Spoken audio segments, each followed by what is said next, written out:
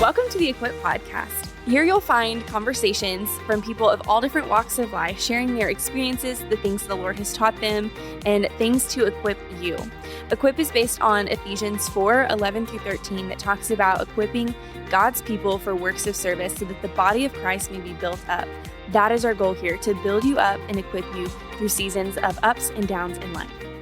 Welcome back to the Equip Podcast. I'm your host, Taylor Gibson, and today I'm joined by John and Emily Roach. John and Emily are both on staff at Green Acres, and they have been married for 20 years and have 4 kids. Today, we're going to be talking about marriage, specifically when marriage isn't what you expected. So welcome, guys. Thank you. So glad y'all are joining us today. Let's start with the fun, sappy stuff. Will you tell our listeners how you met? Okay. Yeah. You want to go? You want me? Go. Okay. It's kind of boring, I think. Man. But so I didn't grow up going to church, but she was born like on the front pew. So later in life, when my family got connected, we got connected at the church that her family was a part of. And then I got really involved in student ministry, and her dad was like my lead worker, like volunteer guy.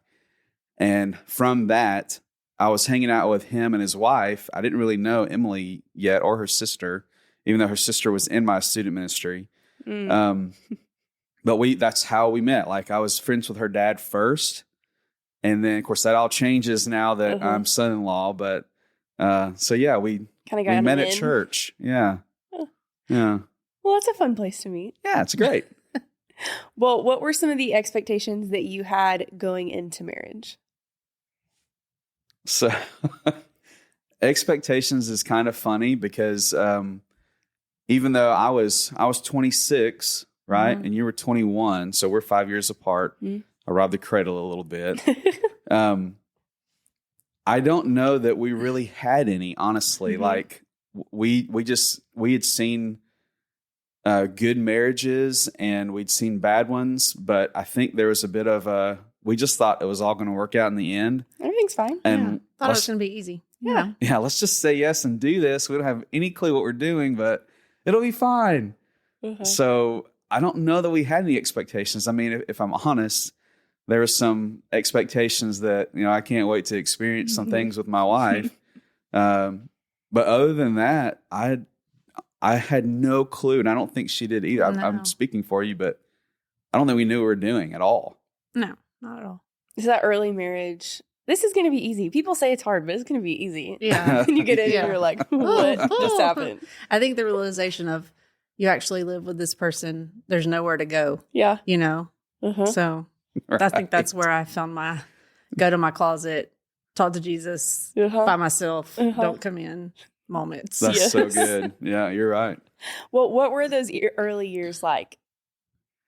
Man, I will say the first probably month was incredible.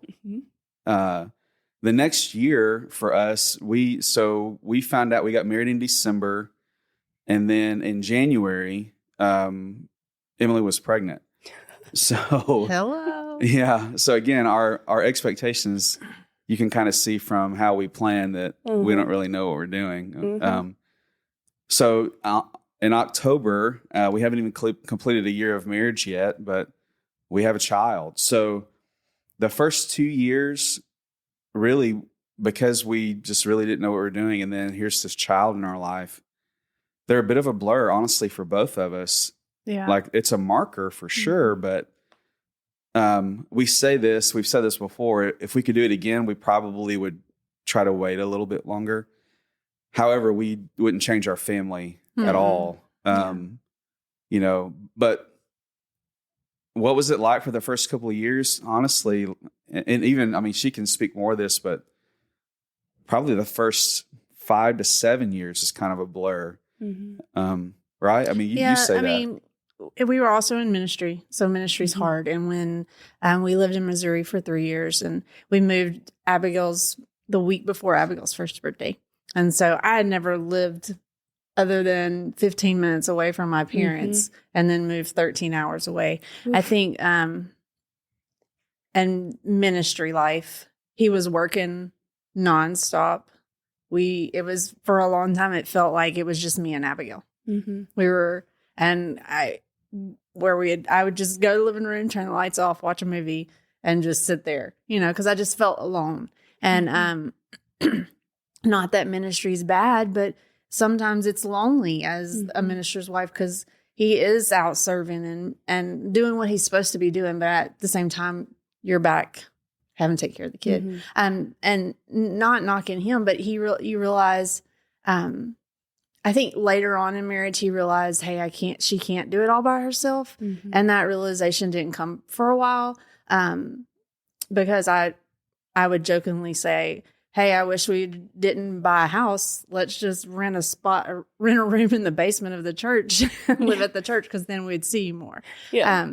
So I think it's just figuring out what works best for the both of you. We didn't have schedules for our kids. If I wanted my kids to see their dad and have a relationship with their dad, we didn't have a normal bedtime routine, because he was working late nights as a youth pastor and all those things. So my kids were up and we would stay and sleep in. It was just the way that we could make our marriage and our family work for us. So she's being sweet. The first 7 years, I'm a pretty driven guy.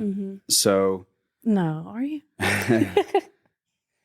she's saying that, I would say, like, well, this is the church, and I would prioritize that, not realizing that my priorities were out of whack. I'm not saying the church isn't important, but I'd forsaken my bride, honestly, for the sake of, getting ahead. And, I justified for a long time these hours of being gone. And I think, if I'm honest with what I did for the first 7 years, I was probably hiding from her.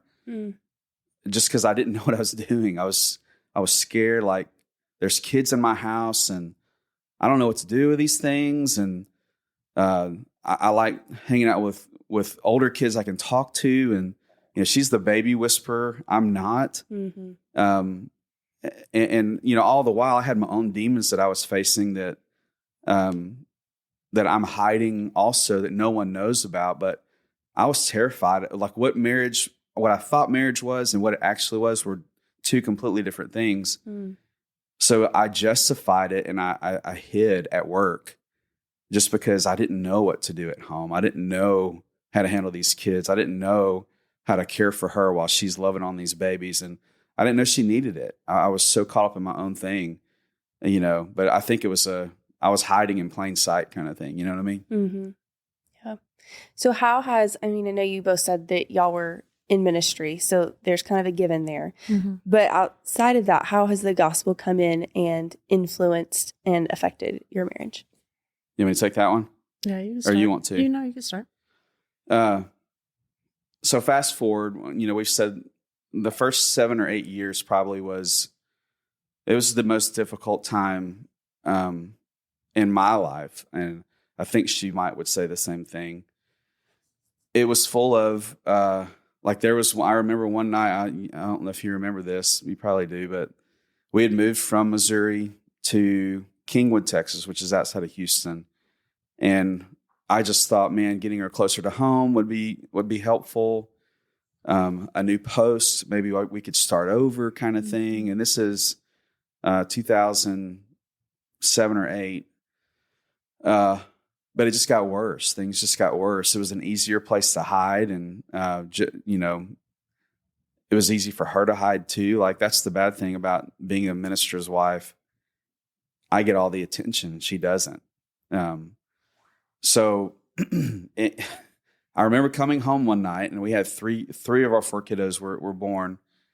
And I just told her, hey, here's the deal. We're not getting a divorce, but you can have the bedroom. I'll take the living room, but I don't want to talk to you, and you don't need to say anything to me.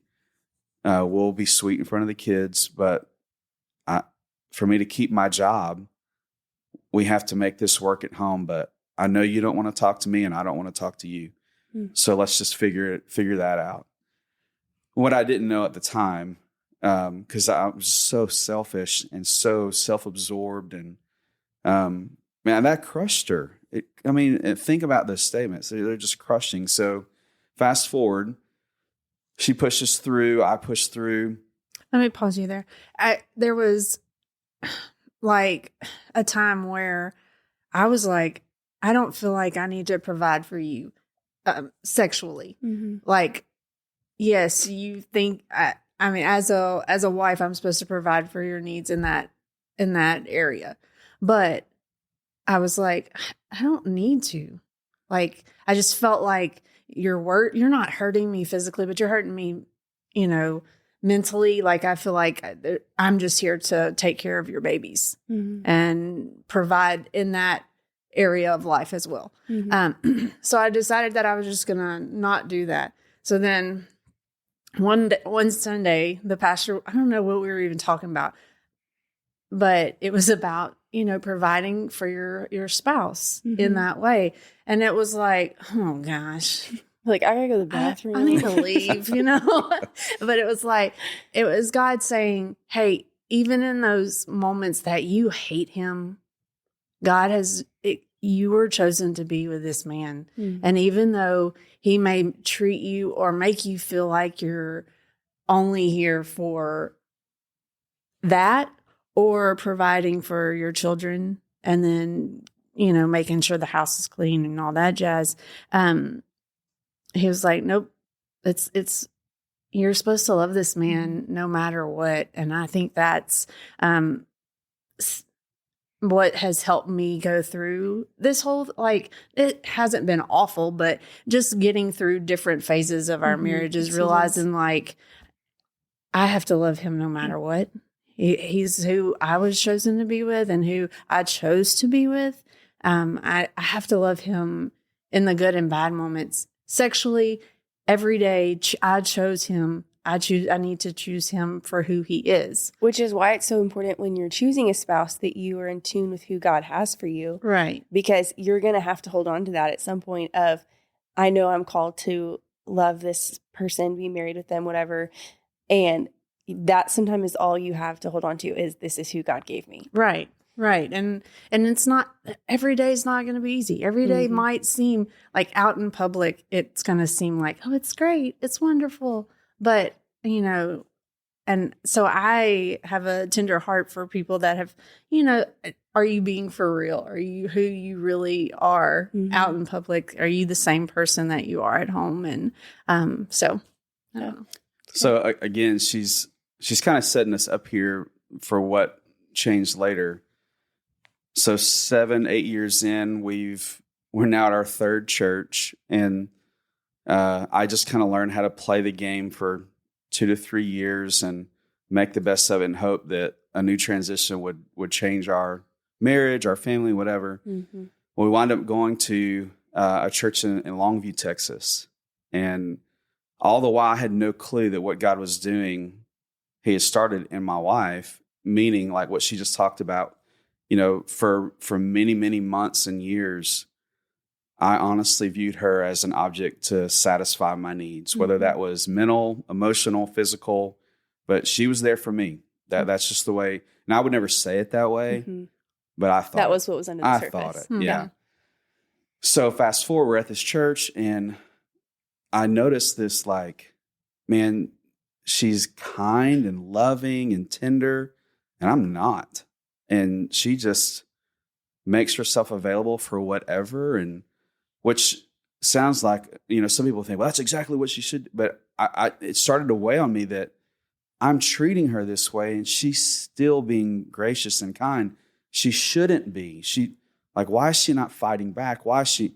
So all the while she's serving me in this way, and I start to realize I don't deserve it.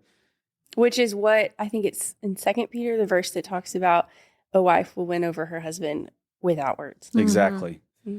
So now, and it's sad, but being in ministry for 10 to 12 years, I preached Jesus every week, but I wasn't submitting to him as Lord of my own life at home, really. So understanding this gospel, I really didn't have a good grasp on it. And I was on staff at a church. Mm-hmm. And then it hit me one day, like a ton of bricks. It just hit me that she was Christ to me. Like the way she had served and cared. I'm this horrible, aggressive sinner who is being cared for and provided for and loved by this person that honestly, I had counseled other people that they needed to separate to figure this out. And we were in worse situations than what they were. Mm-hmm. So for her to stick around and not leave, and I mean, it broke me. And so then I began to understand the gospel and realize I'll never forget. And I mean, we know these verses, but listen to Ephesians 5:25 through 29. It says, husbands, love your wives, just as Christ loved the church and gave himself for her to make her holy, cleansing her with the washing of the water by the word. He did this to present the church to himself in splendor, without spot or wrinkle or anything like that, but holy and blameless. In the same way, husbands are to love their wives as their own bodies. He who loves his wife loves himself. For no one ever hates his own flesh, but provides and cares for it, just as Christ does the church. And it landed on me in that moment that what I am doing is nothing like what Jesus said for husbands to do. But if anyone's doing it, my wife is. My wife is loving me the way that I'm supposed to be modeling.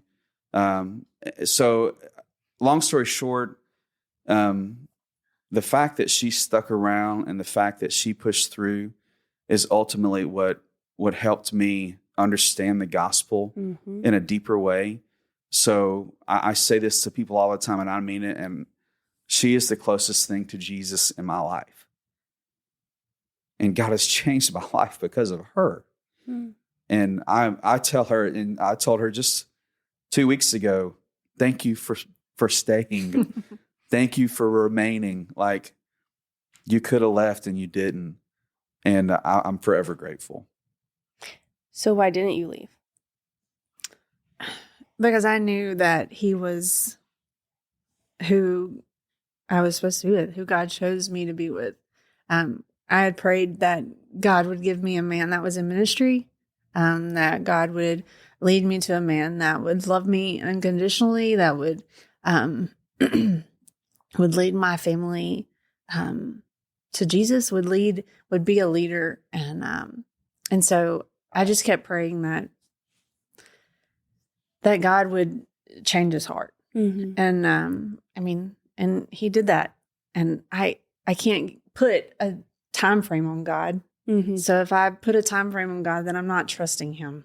Yeah. And so we're in it to win it. Yeah. So, I just couldn't, he was who I was supposed to be with. And if I didn't trust that God had put me with this man for a reason in the beginning, then how could I not trust that I'm supposed to be with him through the good and the bad, like I'm supposed to be? Yeah. So it's good. Well, what does it look like to have a healthy marriage today? Yeah. So I'll say healthy is, for us, what we would say is healthy is not perfect. Like that's a standard and a bar that I think sometimes, every Sunday we're reminded, and she kind of said it earlier, but we see people walk through the door who look like they have it all together, and knowing that many of them at home are going through the same things that we've gone through. So we have realized that marriage is messy. It's just the way it is. That doesn't mean it's unhealthy, though. So where we've pressed in, I think where I've learned to press in is I have to open up, and this is difficult for a dude, especially a guy like me. But she had been begging for years. She just wanted to know what my day looked like. It was annoying to me that she would ask that question. But now it's got to the point to where I realize she's doing that. And I was so silly. I'm 46 and I'm just now recognizing this. But she wants to know me. She wants to know. I still get short answers. Don't you think? Hey, but I'm working on it. It's better than what it was, right? Yeah. But you know, what does a healthy marriage look like? Vulnerability, transparency. And I know both men and women struggle with those things in their own ways, but I have to push through and realize, you know what, she deserves an answer. She's asking about me, and I mean, if I'm honest, I love me a lot. Mm-hmm. So the fact that she's interested in me means something to me now. And, but yeah, health for us, I think most marriages probably struggle with praying as believers. Mm-hmm. We do too. Mm-hmm. We're better at it now than what we used to be. We struggle with Bible study together, but we're better at it now than what we used to be. We struggle with, prioritizing date night, but we're better at it now than what we used to be. Mm-hmm. So I don't know that there's an answer for a healthy marriage other than it's a ton of give and take. It's a lot of sacrificial love. And I'm saying this in the microphone, but she's the one that leads out this way. I think also, it might not be a date night. It might be, for us, it's Friday morning breakfast. Because once noon gets here, who knows what the day's going to look like. Mm-hmm. It might be traveling to Dallas for a basketball game or soccer or football, whatever. I think it's just figuring out what works for you to spend time and talk. If you know me, you know that it takes a little bit to get to know me and for me to open up with you, and to be not that I'm not the real me, but to let you in. Mm-hmm. I've had just friendships have been hard, and so I don't just let people in for no mm-hmm. reason. But at the same time, it's hard sometimes to talk, but just to talk in general and share my feelings. But it's also that in John and I's relationship. So it's me having to realize that I need to share sometimes, even when I don't want to. And I think sometimes the best thing is for me to just keep it to myself. Mm-hmm. It's me actually sharing my feelings and sharing my emotions. And that's something of me that I have worked on, I think, a little bit more. It's still a struggle. Because I'm such a people person, people pleaser, mm-hmm. that I don't want what I really want and how I really feel to affect what's best for him. Mm-hmm. And so sometimes I think that's something that I have grown in a little bit more that has made our relationship better because I've been more honest mm-hmm. with sharing how I feel about something. Mm-hmm. Let me add one thing, and this is critical, especially for a dude, and maybe for some ladies out there, but I had to learn that our relationship was not transactional. And here's what I mean. Often there were days where I would wash the dishes, I would wash the clothes, I would clean the house, but it's because I knew she was coming home and I expected something from her in return. But now, although I still don't do those things as much as I should. We all got it on. It's recorded now. That's fair. But I can do those now and not expect anything. I do them simply because I love her and I want her to come home and not have to feel like I expect, this is part of your duties as the woman mm-hmm. to do this, and this. I don't expect that. Now, she still fills that role for the most part in that way, but it's not an expectation from me. Mm-hmm. So I do try to wash the dishes. And honestly, there's some days where I'm ticked at her about something, and I wash the dishes anyway. Mm-hmm. And I actually don't, even late at night, there's been a couple times where I've said, hey, listen, it's time to go to sleep, babe. I love you. Because I think she's thinking we've been angry. It's time to make this thing better, by giving myself over to him. Mm-hmm. And I've learned that sometimes I go, hey, everything's okay. Mm-hmm. I love you. Let's go to sleep. Let's turn the TV off, whatever it might be. But I want her to know I didn't do that today because I wanted you to have sex with me tonight. Mm-hmm. I did that today because I wanted you to know that I love you mm-hmm. and you're not the maid of our house. Mm-hmm. But we're in this together. We're doing this thing together. Again, I'm still learning that area. Mm-hmm. But I think that's been huge. It's been really good for my heart to not be transactional. That it's helped me to truly love her with affection. Mm-hmm. That's good. Well, this may be two separate questions. Maybe it's one. But what advice or encouragement would y'all offer someone newly married, like, or entering that stage, or even somebody that's just in a difficult season and they're like, I don't know how I'm going to keep going? Okay. I would say to trust that God is holding you, and that if spend time with him and to pray with him, and also to pray with your either future spouse or the spouse that you're with. It might be that they don't want to pray, so it might be just praying over them. But pray. I mean, you have to trust that God has put you where you're at that moment for a reason. It might be that you're just to grow with this person, and learn about them. Like if it's new marriage, I mean, like you're fixing to get married, you still don't know everything about this person that you're about to live with and be with, and you're going to learn all the lovely things about them that you didn't know before. You have to forgive as well. You have to be willing to, and to let them know that you've forgiven them.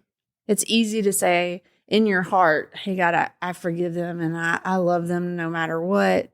But at the same time, I think when you actually say, hey, I'm sorry, I know that was a hard moment, or I'm sorry that happened, or whatever the argument or me fight or whatever it is, I think that's when you also have to be like, I forgive you, because in the midst of it, sometimes there's those hard things that happen. The other person, if we were to get an argument, I would say I was sorry first, most of the time. But at the same time, there's times where I would go to my closet, chew him out, pray, and then come back and be like, okay, I have to get it off my chest, because I'm the person that wants to talk about it immediately. He's going to run and go outside or do something. And I think when we're back together, it's, I'm sorry, I forgive you, or whatever it is. It doesn't make sense what I'm saying, maybe. But trusting that God's got you and got you where you are. I'm laughing, but not at her. But when she says that she goes to her closet, this is not she literally goes to the closet, and I can hear her in the closet saying all the things that she wants to say to me, but she's not really doing chewing him out. She's so I realize oftentimes, okay, I've really crossed the line because she's in the closet talking, and I know, so I don't listen to what she says because it's got to be her. Now, sometimes if we're really arguing, I'm on the outside and I'm talking back to her like, I heard that, What'd you say? But most of the time, she does lead the way in forgiving. And most of the time, it takes me a little time to simmer. But we've learned that about each other. And we just figure out that's, that she said, you don't know everything about each other. And the cool thing is that people don't change. So even if you did early on in marriage, that's a joke. They actually really changed. So 20 years later, what she knew about me then and what I know about her now, we're not the same people. So it's a moving target. So you'll never arrive there. But here's the one piece of advice I would give newlyweds about to be married. Surround yourself with people, especially if you're a Christian, with people who love Jesus and love you in that order. So her beginning to pray for me and care for me and serve me and all of those things paved the way for me to go, what's going on here? But there were godly men who came alongside me at the same time and said, hey, let me tell you what's going on here. And they point to her and they point to Jesus. And so these men who love Jesus and love me in that order would tell me the truth, and they would tell me when I'm off, and they would coach me through, hey, Roach, come on, you shouldn't have responded that way. You owe her an apology. You got to figure this out, man. Jesus, this is not how Jesus loves his bride, and you know that. But take those men in my life, and there's only a few. There's really only probably 3 guys in my life who can speak. I'll let them speak to me that way, but they've earned it. Like I trust them. They love Jesus and they love me. And these men coach me. Some of them are older. Some of them are the same age. And actually some of them are a bit younger. So there's men in all categories of life that I'm learning from how to be a better husband. But here's the thing. I don't feel beat down by that. It's life-giving, actually, for these men to breathe life in this way, because I'm learning that when I'm able to do something that invigorates her, that I actually enjoy that. Like when she smiles, I smile, but it's all because God's changed my perspective. She's not a means to an end for me. She is the best gift next to Jesus in my life. She truly is, and I tell her that, don't I? I don't make that up. And now we have it recorded, so next time we're in an argument, you just pull that. I'm the best gift. Jesus is number 1, but she's number 2. And that's clearly bad theology, but you know what I mean by that. So Jesus, like men who love Jesus and love me in that order, have been critical in our life. That's good. Thank y'all so much for being willing to give us a peek into your marriage and some things that you have learned. I hope this has been really helpful for our listeners. I know it's been helpful for me. Before we go, there's 2 questions we ask every guest. What is something you're learning and what is something you're loving? I'm loving where we are in life right now, even though it's difficult with a freshman in college, a senior in high school, a 9th grader and an 8th grader. Life's crazy, but I love them. I love where we're at. I love just doing life with them and our family. And what I'm learning is I have to be patient. Sometimes I want things done in my time, and I don't do well with change. And our life has been full of change.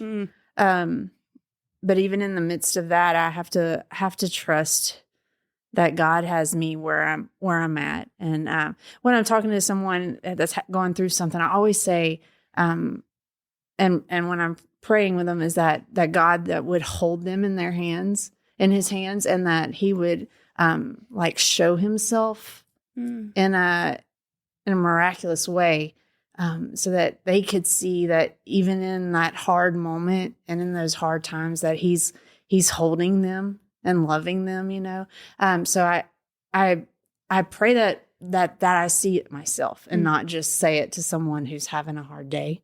Yeah. And so that's something that I'm trying to spend time with God and see those little glimpses of Him, even when I'm having a really bad day, is that He's got me. I just need to lean in for a minute, take a breath, and trust that He's holding me for just that moment, and squeezing me as tight as He can, but that I just need to trust and lean into Him. That's good.